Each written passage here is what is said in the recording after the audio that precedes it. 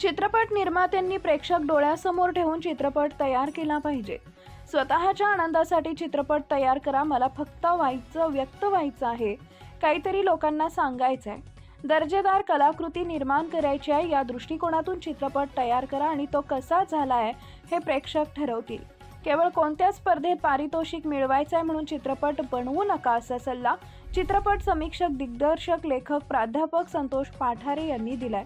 अनेकांत education सोसायटीच्या तुळजाराम चतुरचंद महाविद्यालयातील department of media and communication studies विभागातर्फे आयोजित पहिल्या अनेकांत राष्ट्रीय लघुपट महोत्सवाचा पारितोषिक समारंभ शुक्रवार दिनांक 14 रोजी पार पडला.